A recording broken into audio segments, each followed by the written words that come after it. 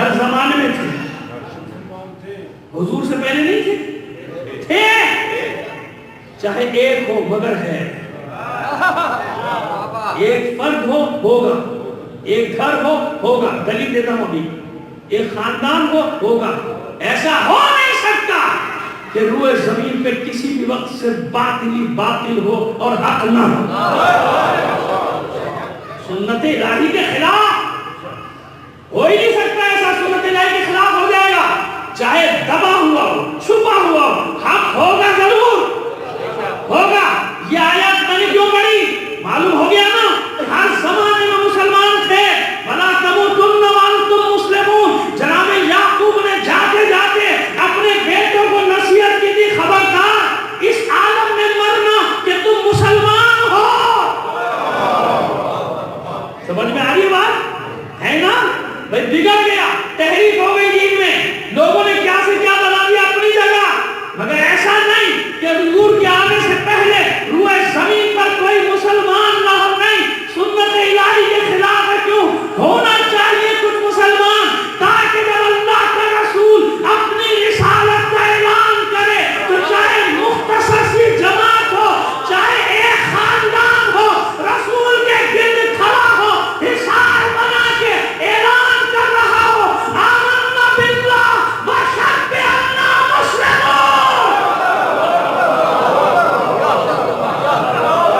حضور کے اجداد پہ کفر کی تہمت لگانے والا ڈرو اس دن سے، جس دن قیامت کے دن اللہ کے رسول سے شفاعت طلب کرو گے، اللہ کا رسول کہے گا میرے باپ دادا کو کافر کہتے تھے،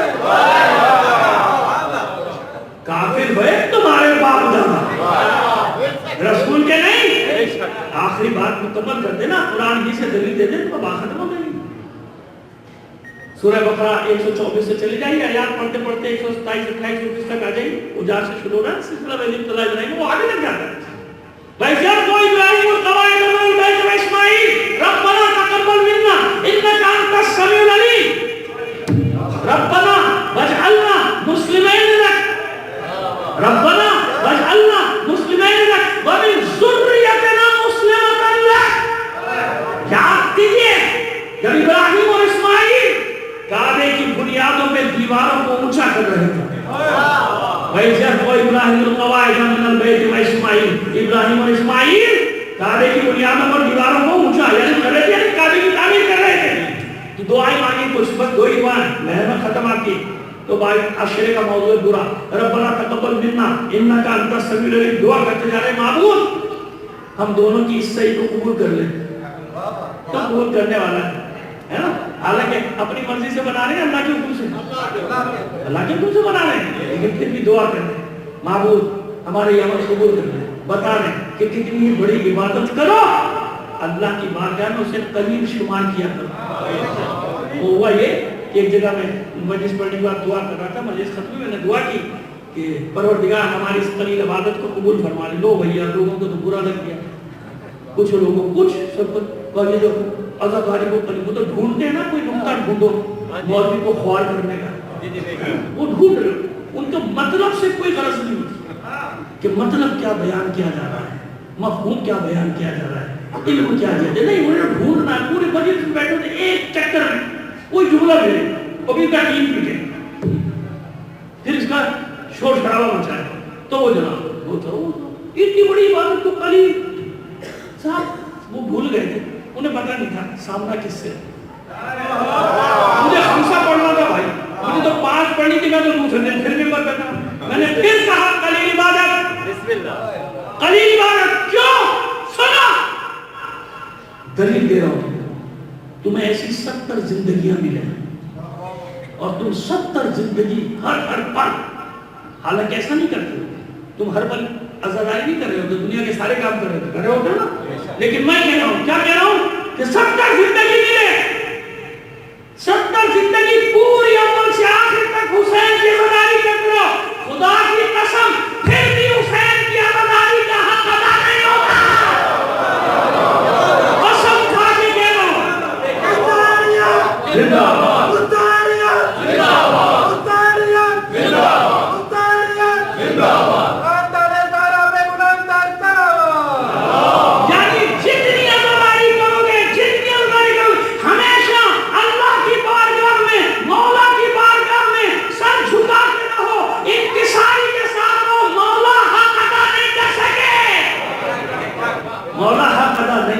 مولا حق ادا نہیں ہوا. عزاداری کرنے کا حق ہے حسین کی ماں کو. وہ حسین کا بیٹا جس کا تم انتظار کر رہے ہو. سمجھ میں آ گئی بات نہیں؟ اس لیے اپنی ہر عبادت کو کیا کہا کرو؟ کیوں خوش ہوتا ہے مولا؟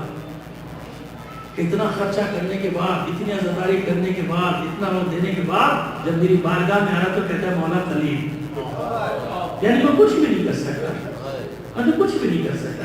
اس یہ اللہ کو بھی پسند ہے اور مولا کو بھی پسند ہے. یہ رسول کو بھی پسند ہے، یہ علی کو بھی پسند ہے، یہ حسین کو بھی پسند ہے، حسین کی ماں کو بھی پسند ہے. ان کے ساری صلوات بھیجیے محمد علی محمد پر. آئی ختم کیا. ربنا تقبل منا انک انت السمیع العلیم.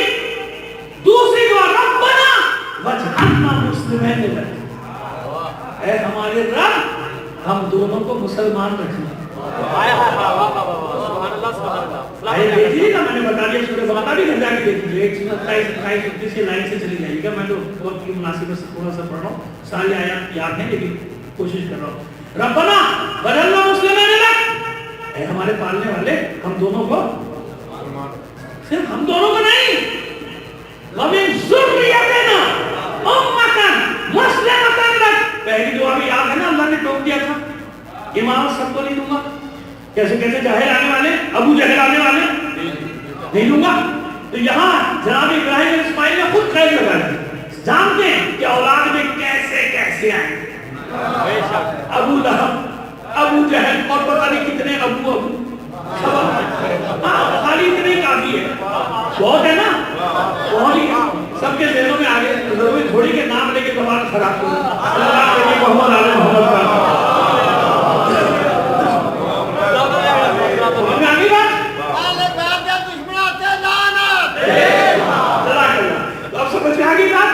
ربنا واجعلنا مسلمین لک ومن ذریتنا امة مسلمة. اے معبود ہماری اولاد میں، ہماری نسل میں، ہماری ذریت میں بھی ایک گروہ کو سب کی دعا نہیں مانگی تھی. ایک گروہ کو مسلمان رکھنا تو تلاش کرو نا مسلمانوں، وہ گروہ کون سا ہے جو اسلام پر باقی رہا؟ نہیں ملتا، ڈھونڈ لو. پتہ نہ ملے تو ہم نشانی بتاتے ہیں، ہم دلیل دیتے ہیں. اس دلیل کے دائرے میں ڈھونڈ لو. دلیل یہ ہے کہ مکے میں جتنے خاندان قبیلے آباد تھے سب کا ایک بت تھا. کم سے کم ورنہ کئیوں کے تو زیادہ بھی تھے. سردی کا الگ، گرمی کا الگ. موسموں کے حساب سے بنائے تھے. شادی کا الگ، بچے دینے کا الگ. ہاں منتیں مانتے تھے نا جا کے بتوں کے آگے. بھائی ایسے تھوڑی کہہ رہا ہوں، تعریف پوری میری نظر میں ہے، میں تعریف کی تو تعریف دیکھوں. یہ سب کرتے تھے نا، سب کے بت تھے، سب خاندانوں کے بت تھے. تلاش کرو مکے میں کون سا خاندان ہے جس کا تاریخ میں کوئی بت نہیں. اگر بت ہوتا تو اس کا نام ہوتا. تو چیلنج کر رہا ہوں، ایک ہی خاندان تھا، خاندان بنی ہاشم.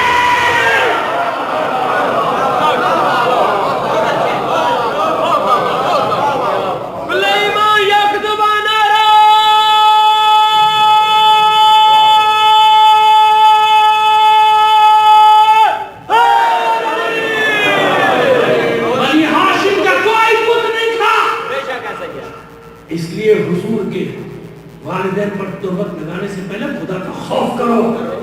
ڈرو اللہ کے رسول سے. تمہارے باپ دادے کافر تھے. حضور کا نور اسلاب شام تھا، ارحام مطہرہ میں تھا. جہاں جہاں حضور کا نور سفر کر رہا تھا وہاں ایمان ہی ایمان تھا. صرف اس شجرے کی بات کر رہا ہوں جس اسلاب شام تھا نا، حضور کا نور، نور نبوت اور نور ولایت سفر کر رہا ہے. سمجھ میں آئی بات؟ کاش موقع ہوتا، زندگی میں کبھی آئیں گے اس نور کے بارے میں اور تشریح کر دیں گے. اب سمجھ میں آگے ایک علی کو، ایک علی کے باپ کو کافر بنانے کے لیے کیسا ظلم کیا. حضور کے باپ دادا کو بھی کافر بنا. کیونکہ پھنس گئے تھے نا، پھنس گئے. اگر ابو طالب کو کافر نہ بنائیں، اگر ان کو کافر نہ بنائیں تو پھر ابو طالب بھی کافر نہیں بنتا. سمجھ گیا؟ سوچ لینا جو میں کہہ کے جا رہا ہوں، اس میں سوچ لینا. ایک ابو طالب کو، علی کے بابا کو کافر بنانے کے لیے سب کچھ خدا کے بندو جاؤ قرآن کو پڑھا اور ڈھونڈو وہ بڑو کون صاحب اسلام پر. سمجھ میں آ گئی بات؟ بس اس خطا پہ تجھے اس جہاں نے چھوڑا ہے. ابو طالب کا قصور بتا رہا ہوں آپ کو، ابو طالب کا قصور بتا رہا ہوں کہ قصور کیا ہے، کیوں اس کے پیچھے پڑے رہتے ہیں.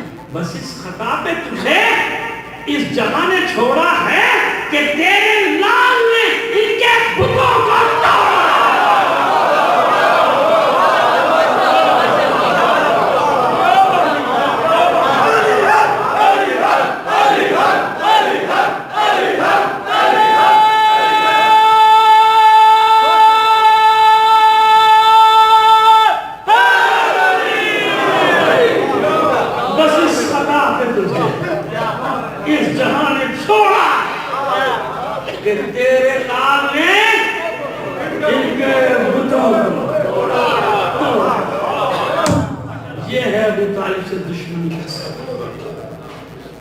کسی کے باپ دادا کے شجرے نہیں کھنگالتے، وہ کیا تھے؟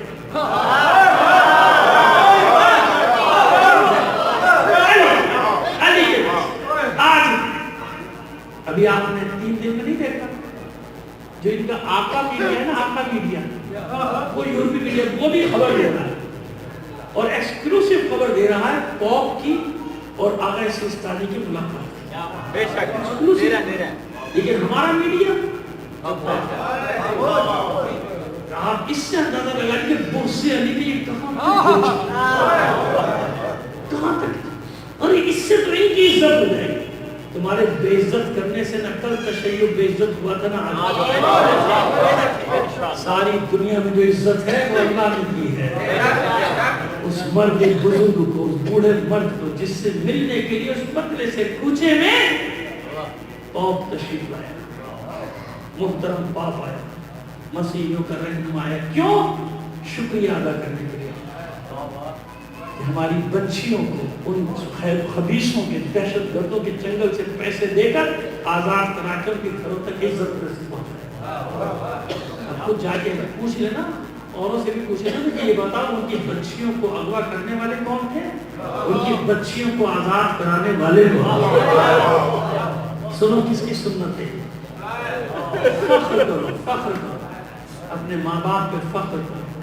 اللہ کا شکر ادا کرتے رہو اس بات پر کہ اللہ نے تمہیں محبت علی پر پیدا کیا، محبت علی و آل علی پہ پیدا کیا. اللہ کے بندوں اور شکر، جتنا شکر اللہ کا شکر ادا کرتے رہو. جانتے ہو یہ کس کی سنت ہے؟ علی کے گھر میں کھاتے ہوتے تھے. آپ کیا سمجھتے ہیں؟ علی کے پاس دولت نہیں تھی، ذمہ داری سے نکال رہی میری بات، منبر پہ بیٹھ کے کہہ رہا ہوں. نہیں عزیزوں، علی کے باغات تھے، علی خود کام کرتے تھے، کسان بھی کام کرتے تھے. اور جب فصل اترتی تھی نا خرمے کے باغات، پورا حوالے ہیں میرے پاس.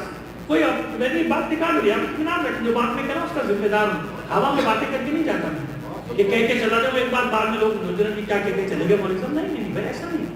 ہم لوگ میدان کے لوگ ہیں، کبھی پیٹھ نہیں دکھائے. میدان کے لوگ ہیں، تیاری سے آتے ہیں. خدا کا شکر ہر سال جب فصل کرتی تھی خرمے کی، علی نظر میں رکھتے تھے غلاموں کس کس کو آزاد کرانا. اس میں یہ طے نہیں ہوتا تھا کہ علی کا چاہنے والا کون ہے، غیر چاہنے والا کون ہے. حتیٰ کہ مسلمان اور کافر بھی علی نہیں دیکھتا تھا. جانتے ہیں علی نے کتنے غلام آزاد کرائے تھے؟ جانتے ہیں 400. ایک سال کی بات نہیں کر رہا، 20-25 سال کے عرصے. یعنی ہر سال جو فصل اترتی تھی اس کی جو آمدنی آتی تھی، ایک ہی کام علی کرتے تھے کہ اس آمدنی سے غلاموں کو خریدتے تھے، آزاد کرتے تھے، خریدتے تھے، آزاد کرتے تھے، خریدتے تھے، آزاد کرتے تھے. تو وہ سنت سمجھ میں آ گئی.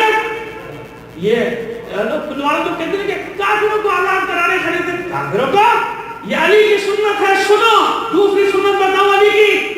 مدینہ مکے میں کافر نہیں رہ سکتے تھے نا، اللہ کا حکم آ گیا، وہ اللہ کا حکم تھا کہ باہر نکل گئے. اور یہ علی کی سنت، یعنی یہ بھی اللہ کی مشیت ہے جو علی کر رہا ہے کہ رات کی تاریکی میں نقاب ڈال کے اناج کی بوریاں لاد کے ان غیر مسلموں کی آبادی میں جا کے علی بانٹا کرتا تھا. کیوں؟ علی کا یہ فرمانا تھا کہ لوگ دو طرح سے تمہارے بھائی ہیں، یا دین میں تمہارے بھائی ہیں یا انسان ہونے میں تمہارے بھائی ہیں. یہ ہے انسانیت، یہ ہے انسانیت. اور آج اس کا ایک غلام عمل کر کے بتا رہا ہے کہ ان کی عورتوں کو خریدو جنہیں دہشت گرد اٹھا کے لے گئے، ڈالروں میں کنیز بنا بنا کر بیٹے کا خرید لو، خریدنے کے بعد عزت سے ان کے گھروں تک پہنچو. یہ ہے سیرت علی. سمجھ میں آ گیا علی کے شیعوں؟ یہ ہے سنت علی، اور یہی سنت الہیہ میں جا کے مل جاتی ہے. انسان تو سمجھو سب کو لا اکراہ فی الدین، کوئی جبر ہے کیا؟ زبردستی کسی سے دین منواؤ گے؟ یہاں بیٹھے زبردستی نہیں، یہ کہو جبر ہے، ہم تو نہیں کہیں گے. پیچھے پڑ گئے، یہ کہہ دو وہ کہہ دو. کیوں کہتے بھائی؟ جبر ہے کیا؟ نہیں کہتے. کبھی بھی نہیں کہا، ہم کیوں کہیں گے؟ ہاں برا نہ کہو کسی کو. ہم اپنے لوگوں سے بھی یہ کہتے برا بلا نہیں کہو. برا بلا کہنے کا کیا فائدہ؟ لیکن اگر کوئی چاہتا ہے کہ قاتلان حسین کو میں القابات کے ساتھ پکاروں تو بھول جا، بھول جا. ہم سے پہلے خود ہمارے اہل سنت بھائی نکل کے آگے میدان میں کہ اس کو کہاں سے تم رضی اللہ بنا رہے ہو. بہت سارے ہستیوں کے نام ہیں. کل تو کہیں گے مروان کو بھی رضی اللہ تعالیٰ عنہ کو، خبیث کو. وہ مروان کیوں؟ اب میں کہہ دیا میں نے خبیث کو، کھڑا ہو جائے گا میرے دادا کو کہہ دیا. اب ہمیں کیا پتا تمہاری کس کس سے رشتہ داری ہے. کبھی کوئی مروان کے لیے کھڑا ہو، کبھی کوئی یزید کے لیے کھڑا ہو، کبھی کوئی میرے ساتھ کے لیے کھڑا. جتنے شیطان ہیں سارے تمہارے رشتہ دار، تو ہم کیا کریں بھائی؟ ہم کیا کریں؟ ابن زیاد کو برا کرو، فلانے کو برا کرو، قاتلان حسین پہ کلمی لعنت کی قیامت تک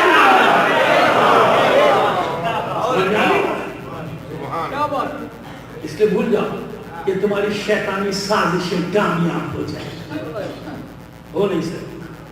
ہم دعائیں زہرا والے ہیں، ہمیں حسین کی ماں کی دعا. لیکن شیعہ خبردار، تمہارے اندر بھی بہت کھیل کھیلنے کی کوشش کی جا رہی ہے. ادھر ادھر مت ہو جانا.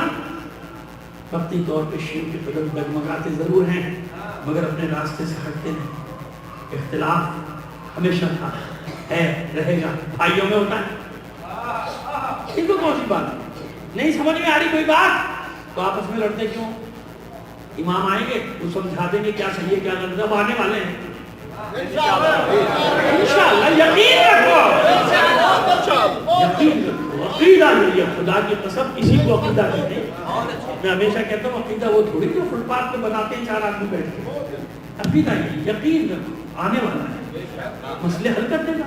آپس میں لڑنا ضروری ہے، آپس میں حصے بکھرے کرنے ضروری ہے.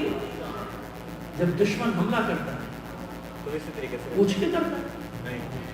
تو کون ہے، تو کون ہے. کوئٹہ میں بھی مزدوروں کو، غریبوں کو مارا، گلے کاٹے، پوچھ کے مارا. وہ تو بیچارے مزدور تھے. تو پھر پوری قوم نکلی تھی کہ نہیں نکلی ان کے لیے؟ نکلی نا. بس حسین بار بار تم کو اکٹھا کرتا، تم پھر پراگندہ ہونے لگتے. چہروں پہ اکٹھا کیا تھا نا، کیا تھا نا حسین. یہ فرش عذاب اسی لیے تو دے کر گئے حسین. یہاں رہے کرو، میرا ذکر کیا کرو، سارے اختلاف ختم. سمجھ میں یہ جذبے کی بات، سمجھنے کی بات. کتنے موقع دے رہی ہے قدرت ایک ہونے کی. ایک ہو جاؤ، ایک ہو جاؤ. شہداء کے خون کے صدقے میں ایک ہو جاؤ. خبردار ایسا نہ کرو، کراڑے مت ڈالو. پہچانو کریکٹرز کو، پہچانو کرداروں کو پہچانو. کوئی ایک آتا ہے پورے معاشرے کو خراب کر کے چلا جاتا ہے، اپنے ہانی پیدا کرتا ہے، یہ کرتا ہے، ادھر آپس میں لوگ لڑنا شروع ہو جاتے ہیں. نہیں ایسا نہیں کرو. ہے نا کھڑے میدان میں تمہارے حق کے لیے لڑنے والے زندہ ہیں الحمدللہ. کم صحیح مگر ہے نا. کبھی ایسا تو نہیں ہوا کہ آپ کے لیے کبھی آواز ہی نہ اٹھی ہو. اٹھاتے نہیں اٹھاتے، میدان میں نکلتے نہیں نکلتے. تو خدا کا شکر ہے اللہ نے وہ اس پرندے کی مثال دیتا ہوں، جتنی بڑی چونچ دی ہے بھائی اتنی پانی لا سکتا ہوں نا. پرندے نے یہی کیا تھا، चोंच में चिड़िया थी या जो भी था, कबूतर जो भी परिंदा था, चोंच में पानी डाल के वो आतिश नमरूद को बुझाने जा रहा। मलाइका ने कभी कहा जा रहा है आग बुझाने, तो तेरी इस एक कतरे से आग बुझ जाएगी वो करना मुझे। अल्लाह ने इतनी बड़ी चोंच दी, अल्लाह इससे बड़ी मिनकार देता, मिनकार उसी चोंच को कहते हैं, मिनकार जरा अच्छा लफ्ज़ है, अदबी लफ्ज़ है। अल्लाह ने इतनी बड़ी मिनकार दी, अगर इससे बड़ी मिनकार देता तो ज्यादा पानी लेके जाता। यानी आग मुझे ना मुझे है हुक्म अज़ान ला इलाहा इल्लल्लाह। अपनी ड्यूटी, हालात अच्छे होते नहीं होते इसका मैं जिम्मेदार थोड़ी हूँ। मुझसे ये नहीं पूछा जाएगा कि हालात अच्छे क्यों नहीं हुए, मुझसे ये पूछा जाएगा कि अपनी ताकत के मुताबिक, अपनी तवानाई के मुताबिक जद्दोजहद क्यों नहीं। मेरा काम है कोशिश कर, नतीजा निकले ना निकले वो अल्लाह का काम। अपनी कोशिश तो कर रहे हैं ना भाई, है कि नहीं ऐसे लोग बेचारे अपनी हैसियत के मुताबिक खड़े हैं मैदान में, नहीं छोड़ा मैदानों में अब तक। और दुआ भी किया करो कि अल्लाह उन सबको साबित कदम रखे। उनके सामने करबला रहती है, जहाँ हुसैन के अली अकबर आके एक ऐसा आया था, देखा कि बाबा लाशें उठाते उठाते। अब ये वो वक्त है कि आहिस्ता आहिस्ता हुसैन के रीश सफेद होना शुरू हो गए। अली अकबर सामने आया, चंद लोग रह गए और आने के बाद सवाल पूछा, बाबा हम हक पर है ना? हुसैन ने सीने से लगा के कहा, मेरे लाल अल्लाह जानता है हम हक पर, तो फिर क्या बात, कितनी ही मुसीबतें क्यों ना आए, हक पर है ना। तो असल बात क्या होती है, करबला ने क्या दस दिया, पहले अपनी जगह पे ये सोचो कि तुम हक पर हो कि नहीं, सोचो, धोखे में ना रहो। शक में अमल नहीं होता, याद रखो, शक में अमल नहीं होता, पहले यकीन करो कि तुम हक पर हो कि नहीं। जब ये यकीन हो जाता है कि हक पर हो, फिर क्या करवा, सारी दुनिया दुश्मन बन जाए, मैं हक पर। और ये अल्लाह का वादा है कि हक को गालिब करेगा। मेरी जिंदगी में ना सही मेरे बात करेगा, उसको कौन सी ऐसी बात है, हक का साथ दो, हक पर डटे। ये सारी दुनिया में सिर्फ तुम्हारे खिलाफ इतनी साजिशें हो रही है, क्यों हो रही है? इसीलिए तो हो रही है कि शैतानी ताकतों का डर ही तुमसे। अच्छा ये बता दो, दुनिया में किससे मार खाई है? हर जगह तो घुसते चले गए, घुसते क्या चले गए, वो खुद ही ढेर होते चले गए। कल तक लोगों की आंखों पे गफलत के पर्दे पड़े थे, अब तो हट गए, अब तो पता चल गया कौन इस्राइल का दोस्त है। लेकिन अब भी नहीं मानेंगे, आपकी दुश्मनी में अब भी नहीं मानेंगे, अब भी नहीं मानेंगे। हालांकि पूरी दुनिया के सामने आ गए कि कौन है इस्राइल को बनाने वाला, उसको कायम रखने वाला और उसका साथ देने वाला, और दूसरे मुसलमान मुल्कों को भी मजबूर करने वाला कि मानो मानो मानो। अरे हम पर भी यही दबाव था, वो तो पब्लिक का दबाव था जो कबूल नहीं किया। समझ में आ गई बात? ये पूरी तारीफ बता दी 2 जुमलों में, है कि नहीं है? तो वो तो सारे ऐसे, सारे सरेंडर करते गए। लड़ कौन रहा है? किसने इनकी आंखों में आंखें डाली? किसने इनको ललकारा? किसने झूठे मार मार के इनको निकाला करबला से, नजफ से, शाम से? किसने इनको जहन्नम रसीद किया? जिनको साम्राज्य ने बना बना कर भेजा था, जिनकी दहशत बिठाई थी सारी दुनिया पे, तो जानता है साम्राज्य के एक ही कौम है जो लड़ेगी, सर कटा देगी, सर झुकाएगी नहीं, और उस कौम का नाम है शियान हैदर कर्रार। नारे तकबीर, नारे रिसालत, या रसूलल्लाह, नारे हैदरी। इससे घबराते नहीं है। ये आंधियां आती रहती है, ये आंधियां जाती रहती है, इससे घबराते हैं। बस मैं करबला की तरफ आया खत्म करता हूँ, चल जुमले पढ़।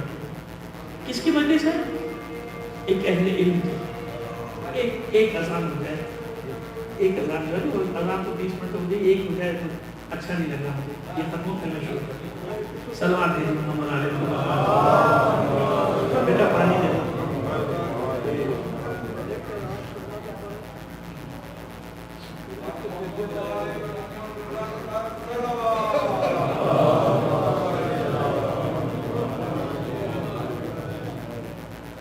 अजीजों, बात यह है احترام کرو تاکہ آپ کا بھی احترام کیا جائے.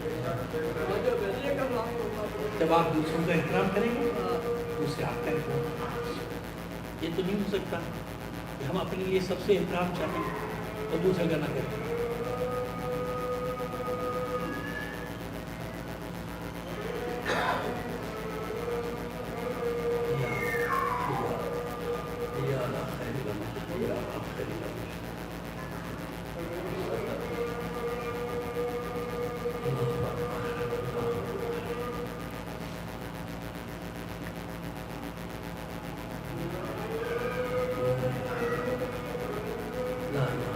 صلوات بھیجیے محمد علیہ محمد.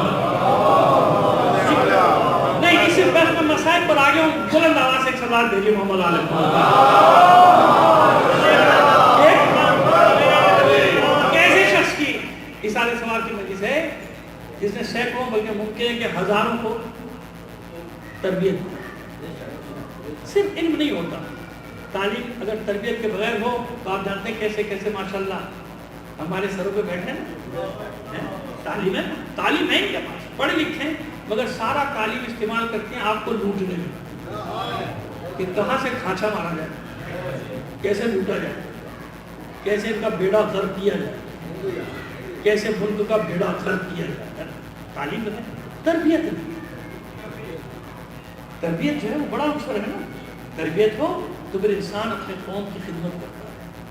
تربیت ہو پھر انسان اپنے ملک کی فکر کرتا ہے, پھر ملک کا وفادار ہوتا ہے. تربیت نہ ہو کہتا ہے کوئی پرواہ نہیں, اپنے بچے تو باہر ہیں, ہم بھی نکل لیں گے, کچھ نہ کچھ کر آ گیا نا. آپ کو کہتے ہیں قربانی دو, اپنے بچوں کو کہتے ہیں وہاں جا. یہ بھی ہماری مگر ہماری پبلک کی یہ بھی سمجھ میں نہیں آتی کہ تم سے تو قربانیاں مانگ رہے ہیں, اپنے بچوں کو تو لاؤ. ہمارے علماء کا خاصہ ہے کہ خدا کی قسم اگر دوسروں سے قربانی کا کہتے ہیں تو پہلے اپنے بچوں کو میدانوں میں بھیجتے ہیں. بے شک ایسے کتنے علماء بتا سکتا ہوں پورا اشرف اسلم جن کے بچے شہید ہوئے, انہوں نے آنسو بھی نہیں بہایا. دوسروں کے بچے بھی تو مر رہے ہیں, ہمارے بچے. یہ صرف علی کے غلاموں کو اعزاز حاصل ہے کہ اگر ہم راہ پیمائی کے لیے نکلتے ہیں تو ہمارے بیوی بچے ساتھ ہوتے ہیں. یہ نہیں کہ دوسروں کے بیوی بچوں کو بلا لو, اپنے بچوں کو گھر میں بیٹھا لو. ہماری بوڑھی ماں نے اپنی بات نہیں کرا, میں سب کی بات کر رہا ہوں علماء کی, کہ ہماری بوڑھی مائیں ہمارے ساتھ ہوتی ہیں ویل چیئر پہ, تاکہ لوگ دیکھیں کہ نہیں اگر ہمیں بلایا ہے تو اپنے بھی خاندان کے ساتھ آیا, اکیلے نہیں آئے. سمجھ میں آنی بات, یہ دوسروں میں یہ جذبہ نہیں ملے گا. اس لیے تو ہماری قوم ماشاءاللہ نکلتی ہے نا, پوری قوم نکلتی ہے. جب وہ دیکھتے کہ اتنے علماء کفن پہن کے میدان میں آئے ہیں, بھائی کیوں نہیں جائیں گے. اللہ سلامت رکھے آپ سب لوگوں کو. بس عزیز کربلا میں بھی ایک عالم ہے. عالم تو سبھی ہے, ماں تو چھوٹا سا بچہ بھی عالم ہے نا, لیکن ایک وہ عالم ہے جسے حسین نے عالم کہا. جسے حسین نے, وہ کون ہے, پہنچ گئے نا فقیہ کوفہ, حبیب ابن عالم, جس نے کوفے میں سینکڑوں بچوں کی تربیت کی, قرآن پڑھایا, حدیث پڑھایا. کیونکہ کربلا کے واقعہ تو ملتا ہے کہ آنے کے بعد کئیوں کو پکارا تھا, نام لے کے آگے تمہیں نہیں معلوم حسین کون ہے. لیکن دنیا کی لالچ آنکھوں پہ غفلت کا پردہ ڈال چکی تھی. تو حبیب وہ ہے کہ حسین نے جب چند خطوط لکھے ہیں ان میں سے ایک خط حبیب. تو لوگ یہ تو کہتے ہیں چند خطوط, ان کا ذکر نہیں کرتا, میں آپ کو بتاتا ہوں بہت سارے خط. ایک تو اور آج ذکر کرتا ہوں, بصرے پہ ایک خط لکھا تھا یزید ابن ثابت انصاری, اور یہ اپنے دو بیٹوں کے ساتھ عبداللہ اور عبیداللہ کے ساتھ کربلا آئے تھے, کربلا کے شہید ان کو بھی خط لکھا.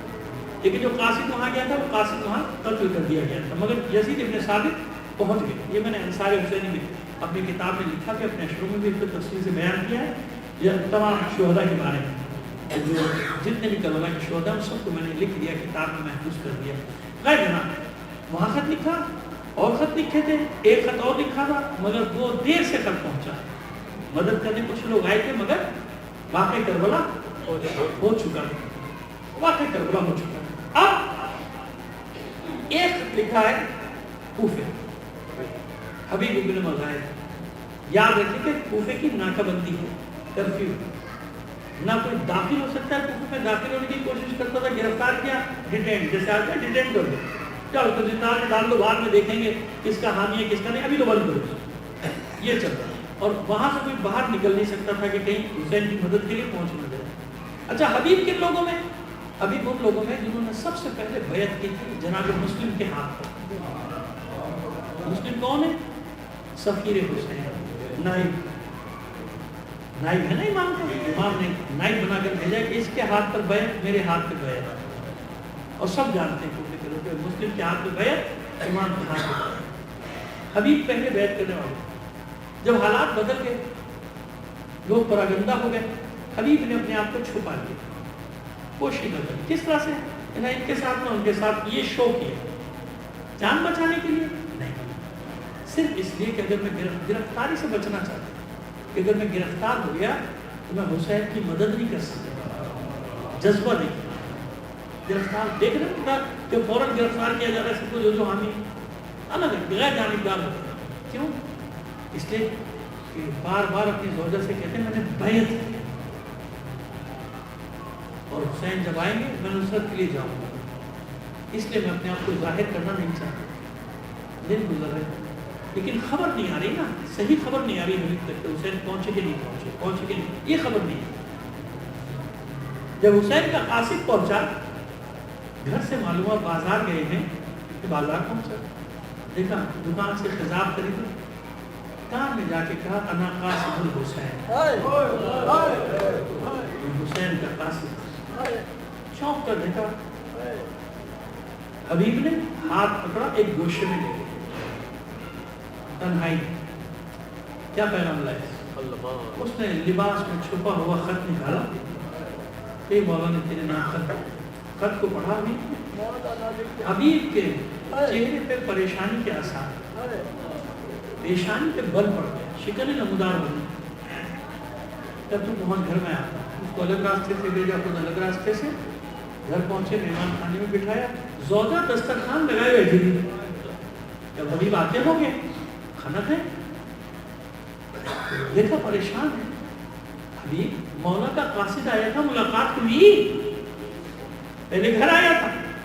حبیب کہنے لگے ہاں ملاقات ہو گئی، تو تبھی پریشان کیوں ہے؟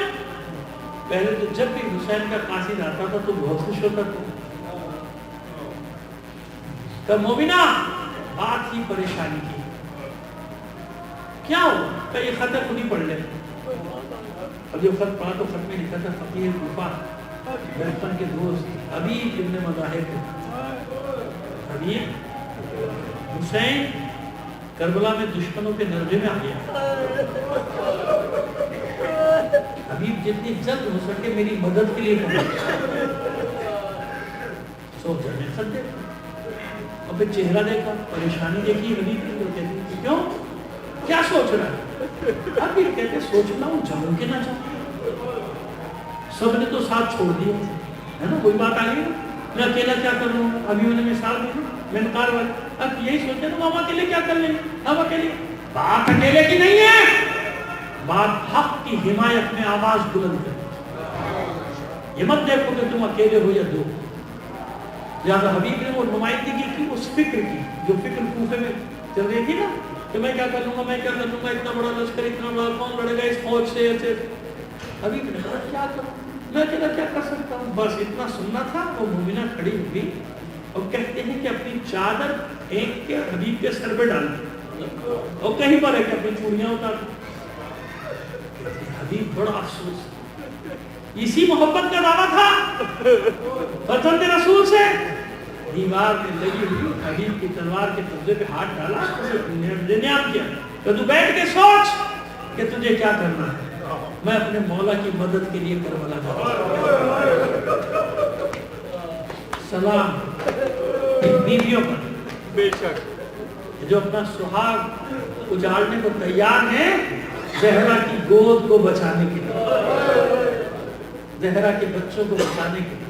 سمجھ میں آئی؟ کھڑا ہوا تھا میں، چادر پھر سر ڈالی، بیٹھ جا بیٹھ جا مومنہ بیٹھ جا، تیرے جذبے کو سلام ہے. میں ڈر رہا تھا کہ کہیں تیری بھی نیت بدل تو نہیں گئی.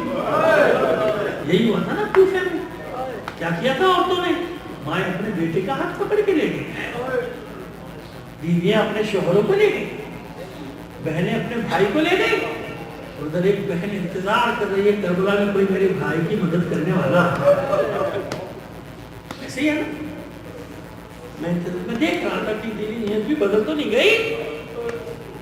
بس آئے باہر کہا اپنی اہلیہ سے بھلا ہو سکتا ہے حسین بلائے اور میں نہ جاؤں. آج ہی کے دن کا تو انتظار کر رہا تھا. قاسم کو روانہ کیا خلعت دے کے, غلام کو طلب کیا, پابندیاں ہیں باندھے راستے, مکان ایک طے ہوا, تو الگ جا میں الگ جاؤں گا, رات کو فلاں مقام پہ ملیں گے, وہاں سے ساتھ مل کر کربلا جائیں گے. راستہ بنانے میں دیر ہوئی رات کو, ادھر سے جاتا ہے راستہ بند, ادھر سے جا, پھر اپنے آپ کو چھپانا بھی ہے, کوئی پہچان والے کہ حبیب کہیں جا رہا ہے, حبیب مشہور آدمی ہے, اپنے آپ کو چھپا بھی رہا ہے لوگوں سے. آپ 19 شب کے قریب مقررہ مقام پر پہنچے تو کیا دیکھا کہ گھوڑا بیل کا خارے چلے زمین. تو غلام کا عالم یہ ہے کہ گھوڑے کی گردن پہ ہاتھ پھیرتا جاتا ہے, اسے کہتا جاتا ہے پریشان مت ہو, بس تھوڑی دیر اور انتظار کروں گا اپنے مولا کا, اگر میرا آقا حبیب آ گیا تو ٹھیک, ورنہ میں تجھ پہ سوار ہو کے فرزند زہرا کی مدد کے لیے حسین کی مدد کے لیے. حبیب نے آسمان کی طرف دیکھ کر کہا باری رہا یہ آل رسول پہ کیسا وقت آ گیا, غلام آقا پہ سبقت کر رہے ہیں. آگے بڑھ کر گلے سے لگا کے دعا دی اپنے غلام کو فرماتے راستہ بنانے میں دیر لگی, ایسا کیسے ہو سکتا ہے کہ میں حسین کی نصرت لینا چاہوں. ظاہر ہے کہ اس زمانے میں گھوڑے کے ذریعے سے 4-5 گھنٹے کا راستہ رہا ہوگا. ادھر فجر ہوئی, حسین نے فجر کی نماز ادا کی, خیموں کے باہر انصار حسین نے مسند بچھا دی. حسین مسند پر بیٹھے ہیں اور رخ ہے کوفے سے آنے والے راستے کی. باتیں ہو رہی ہیں مگر سب حسین کے چہرے پہ بے چینی کے آثار دیکھ رہے ہیں. انصار سمجھ رہے ہیں کہ کچھ ہے, کسی کا انتظار ہے. حسین تھوڑی ہی دیر میں کوفے سے آنے والے راستے کی طرف گرد و غبار نمودار ہوا. جو ہی حسین کی نگاہ اس گرد و غبار پہ پڑی, بلند آواز سے تکبیر بلند کیا, اللہ اکبر, اور چہرے پہ تبسم بھی آ گیا, مسکراہٹ آ گیا. انصار حسینی سمجھ گئے کہ کوئی ہمارا دوست آیا ہے. سب نے جواباً تکبیر بلند کی, گرد و غبار چھٹا, سوار نمودار ہوئے. حسین نے اپنے انصار سے کہا جاؤ میرے بچپن کا دوست حبیب آ, عباس جاؤ, علی اکبر جاؤ, استقبال کرو, حبیب آ, فقیہ کوفہ آ رہا ہے, فقیہ آ رہا ہے, جاؤ استقبال کرو. ادھر سے یہ جلوس دوڑا, حبیب کا نام سن کر حبیب نے سب کو اپنی طرف آتے دیکھا. تمہارے بنی ہاشم تو سب سے نمایاں, پہچانتے ہیں نا حبیب سب کو, اہل بیت کے افراد کو, تمام مردوں کو پہچانتے ہیں. پہچانا حبیب نے, فوراً گھوڑے سے اتر آئے, دست بستہ کرتا ہے, اے علی کے بیٹے, اے فرزند محترم, یہ غلام اس قابل نہیں کہ علی کے بیٹے اس کے استقبال کے لیے. عباس نے گلے سے لگا کے کہا نہیں حبیب, میرے مولا نے تیرے استقبال کے لیے, تیرا مقام میرا مولا حسین جانتا ہے. علی اکبر آگے معانقت انصار حسینی اپنے حلقے میں لے کر حبیب کو آگے پہنچے. جو ہی مگا کے نزدیک ہوا, مسجد سے نزدیک ہوا, سانو زمین پر زانوں کے بل چلتا ہوا آیا اور حسین کے قدموں میں اپنا سر رکھ دیا. حسین کے قدموں میں سر رکھنے کے بعد کہتا ہے مولا مجھے آنے میں دیر تو نہیں ہو. حبیب نے کچھ نہیں پوچھا کہ وہاں لشکر کتنا بڑا ہے آپ کے ساتھ, حبیب کو سے کیا سر ہوگا, حبیب کو ان باتوں سے ہوگا. حبیب تو بس یہ جانتا ہے کہ کہیں مجھے دیر تو نہیں ہو گئی. مولا راستہ بنانے میں دیر لگی, میں وقت پہ آ گیا. حسین نے اٹھایا سر, سینے سے لگا کہ حبیب بالکل وقت پہ آیا, تیرا آنا مبارک, تیرا آنا مبارک. باری باری تمام انصار حسینی گلے مل رہے, مصافحہ ہو رہا ہے, معانقہ ہو رہا ہے. اتنے میں فضا پہنچ گئی. فضا نے آگے سلام کیا حبیب کو, سلام کرنے کے بعد فرماتی ہے حبیب مبارک ہو. حبیب حیران ہو کر کہتے ہیں کہ میرے لیے فخر کا مقام ہے, خوشی کا مقام ہے کہ میں حسین کی خدمت میں آیا ہوں, لیکن آپ کا لہجہ کچھ اور کہہ رہا ہے, آپ کا لہجہ کچھ اور بتا رہا ہے, کیا مسئلہ ہے. ثانیہ جناب فضا فرماتی ہے کہ کیوں نہ تجھے مبارکباد دوں, میری شہزادی ثانیہ زہرا نے تجھے سلام دیا. حبیب میری شہزادی نے مجھے بھیجا کہ جاؤ میرا بھائی حبیب ہے, جاؤ میرے بھائی حبیب سے میرا سلام کہو, اور میری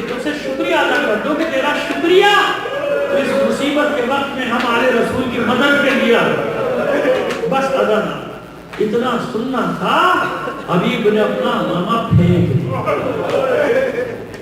گریبان چاک کر ڈالا، خاک اٹھا کے سر پہ ڈالتا ہے، منہ پیٹنا سینہ باری لہا، یہ کیسا وقت آ گیا آل رسول پر کے شہزادیاں غلاموں کو سلام ملوانے۔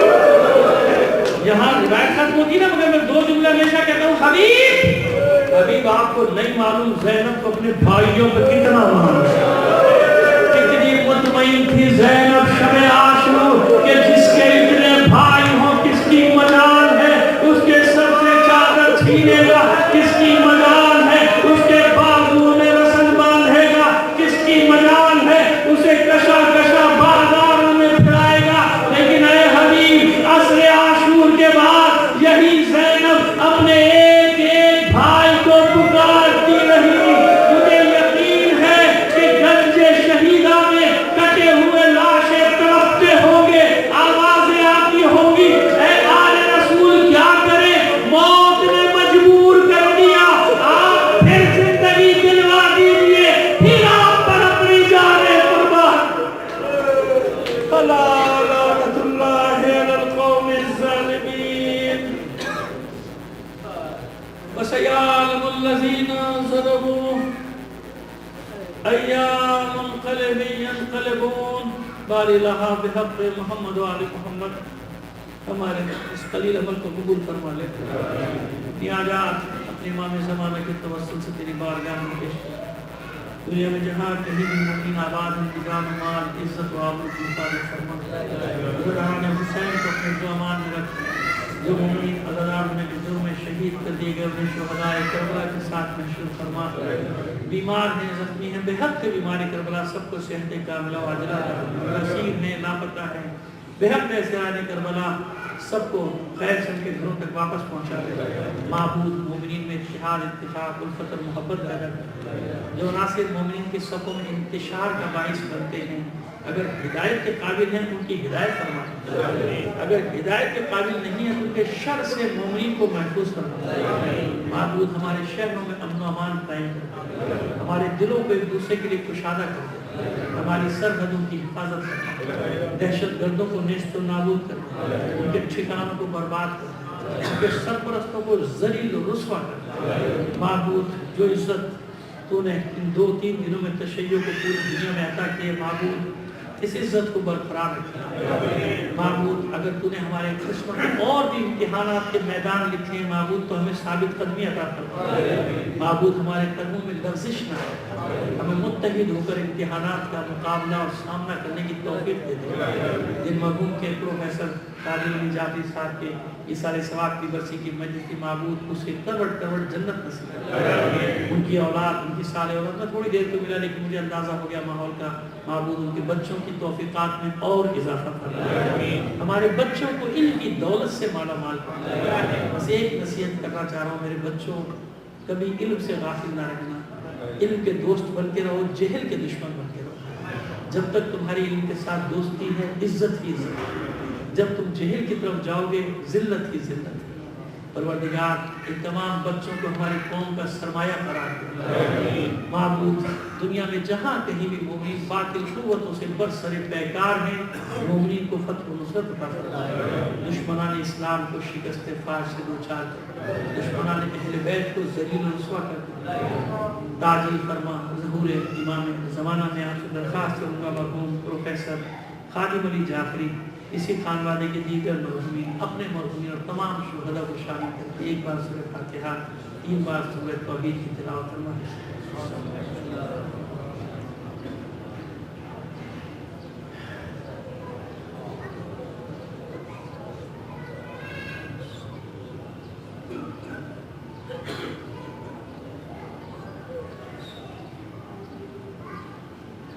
اللهم اغفر للمؤمنين والمؤمنات والمسلمين والمسلمات الاحياء منهم والاموات بينهم وبينهم بالخيرات انك مجيب الدعوات انك على كل شيء